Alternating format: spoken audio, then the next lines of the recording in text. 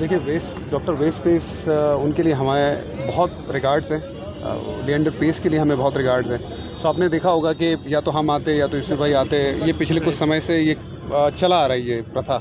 और डॉक्टर मनोज खन्ना भी है जिन्होंने हमें इनवाइट भी किया था। सो ये एक अच्छा कनेक्शन बना है। यहाँ पे आते, ये हिस्टोरिकल क्लब है, इसकी एक अपनी कमाल की हिस्ट्री है। सो यहाँ पे आके खेल के जो पैशनेट फैंस हैं उनके सामने खेल के बड़ा मज़ा आता है। देखिए कोलकाता में जब हम लगातार खेलते थे ईडन गार्डन्स में, वो जो शोर होता था, जो प्यार मिलता था, अब वो खेल के नहीं मिलता। अब कमेंट्री करने आता हूँ तब मिलता है। तो वो खेलना हम कोलकाता में मिस करते, तो वो हमारी तमन्ना यहाँ पे पूरी हो जाती है। बिल्कुल। कल का जो मैच रहा आपने देखा है कोलकाता में, ये ऐसे जो न्यू सेटअप है T20 टीम में, अगर देखें न्यू सेटअप है, 1 साल बाद वर्ल्ड कप आएगा, ये टीम लेके कैसा आपका क्या लगता है T20 में? आप देखिए, सबसे पहले तो मैं सच बता दूं कि कल का मैच तो मैंने एक बॉल भी नहीं देखा। मैं इवेंट में था, मैं वहाँ पे जब गेट टुगेदर था, फैमिली भी थी मेरी, मैं इवेंट पे था करीबी दोस्तों के साथ।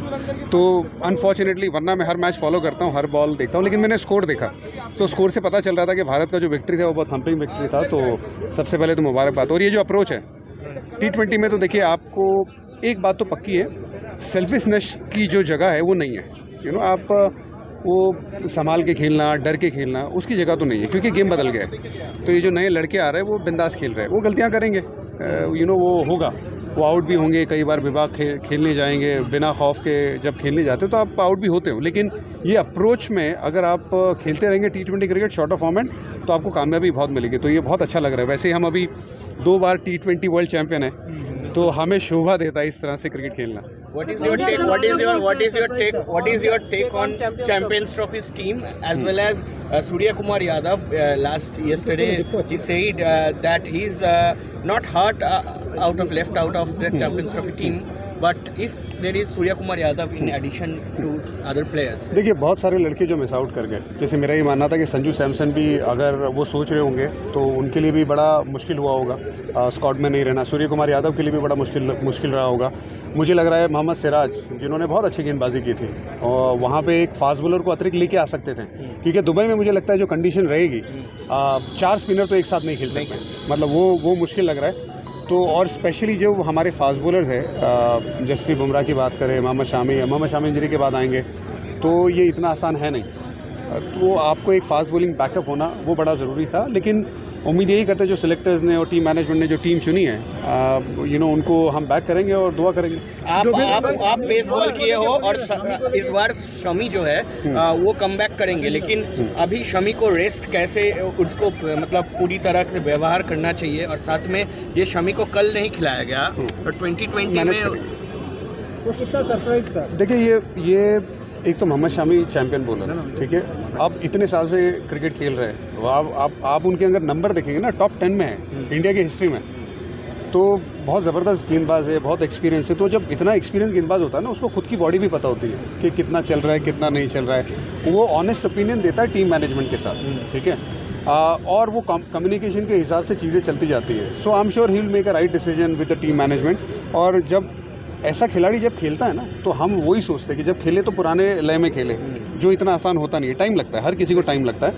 सो उम्मीद यही करेंगे कि मोहम्मद शामी की जो सर्विसेज है भारत को मिले, और ख़ास करके रेड बॉल क्रिकेट में, क्योंकि वैसा बॉलर मिलना मुश्किल है, वैसा। और बुमराह जैसा, आप इमेजिन करिए, बुमराह फिट है, शामी फिट है, वैसे गेंदबाज अगर खेल रहे हैं तो आई थिंक उससे अच्छा कुछ है ही नहीं। दादा ने भी सेम बात कहा था कि बुमराह के लिए शामी के लिए बुमराह।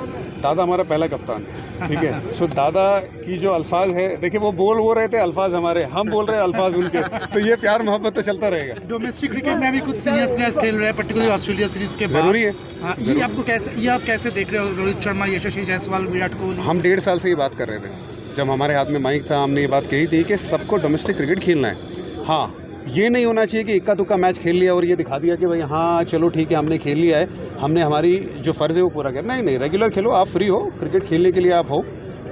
आप अगर खेलोगे तो उससे इंडियन क्रिकेट का फ़ायदा है, बिकॉज आप बतौर सीनियर खिलाड़ी आप खेलोगे तो आपके लिए भी बेहतर है। लेकिन इमेजिन करिए इंडियन क्रिकेट के लिए कितना अच्छा है। सो सपोज़ अगर मैं सीनियर खिलाड़ी हूँ और कोई यंग लड़का है, वो खेल रहा है, वो क्या करेगा, मेरे लेवल पे आने की कोशिश करेगा। तो आज सपोज एग्जांपल देंगे, विराट कोहली अगर रेगुलर खेल रहे हैं, रोहित शर्मा रेगुलर खेल रहे हैं, ये जो बड़े ज़बरदस्त प्लेयर है। हाँ, ये वर्कलोड मैनेजमेंट की जो बात होती है वो आपको ध्यान रखना है, वो सबको पता होता है, अपनी बॉडी सब कुछ है। लेकिन अगर विराट कोहली का लेवल मैच करने के लिए कोई यंग लड़का खेलेगा 2-3 मैच, 4 मैच, 5 मैच, तो वो लड़के का भी लेवल ऊपर आया ना। सेम रोहित शर्मा के लिए, रोहित शर्मा के साथ कोई खेलेगा, उनको आउट करने की कोशिश करेगा, वो लेवल पे वहाँ जाने की कोशिश करेगा, उसका भी कॉन्फिडेंस बढ़ेगा। तो ओवरऑल किसका फ़ायदा हो रहा है? इंडियन क्रिकेट का फ़ायदा है। तो और मतलब ये जो बात चलती है ना कि डोमेस्टिक क्रिकेट निकली, ये बात तो वैसे होनी ही नहीं चाहिए।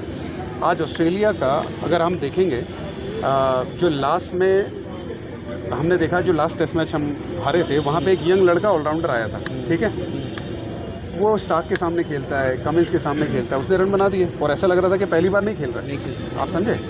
It is very important for all the players whenever they are free and if they don't have proper injury concern, तो क्रिकेटर तो क्रिकेट खेलने के लिए पैदा हुआ है ना, तो खेलो।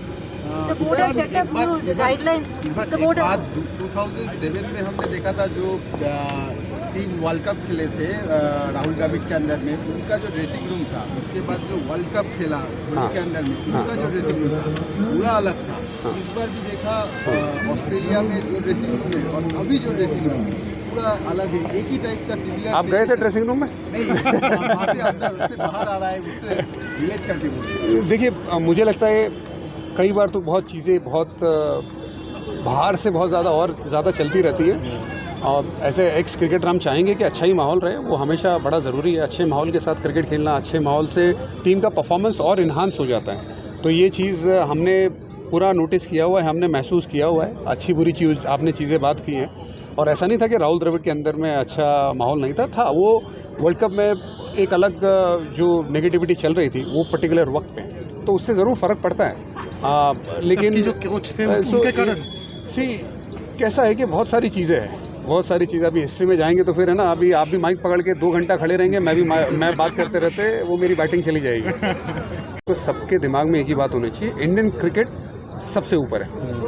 तो जब आप फील्ड पे जाते हो ना, तो और ऐसा नहीं है कि सिर्फ हमारी बात है। हमें याद है जब ऑस्ट्रेलिया के सामने हम 2003-04 में खेल रहे थे, हम डेब्यू कर रहे थे, डीन जोन्स हमारे ड्रेसिंग रूम में आए थे, उन्होंने कहा था कि ये देखो जो ऑस्ट्रेलिया की टीम है, जो स्टीव वॉ आखिरी उनका वक्त था, क्योंकि वो ट्रांजिशन पीरियड में थे। स्टीव वॉ के बाद नया कप्तान आने वाला था, रिकी पॉन्टिंग की बात चल रही थी, ठीक है, उससे पहले गिलक्रिस्ट साहब ऊपर थे, शेन वॉर्न की बात चल रही थी, बहुत सारी, फिर वो कैप्टनसी नहीं हुई। तो उन्होंने कहा था कि देखो ये ड्रेसिंग रूम टूटा हुआ है, उससे साफ पता चल रहा है जिस तरह से भाग रहा है। तो हम सिर्फ हमारी इंडियन टीम के बारे में नेगेटिव बात ना करें ज़्यादा, तो अच्छा है, क्योंकि वो जो हो गया, हार गए, आगे बढ़ो। गाइडलाइंस की है BCCI ने, और उसको लड़के फॉलो करें और एक ज़बरदस्त एकजुट होकर क्रिकेट खेले, क्योंकि वो टाइम में हमने ऑस्ट्रेलिया में जाके 1-1 की बराबरी की थी 2003-04 में, ठीक है।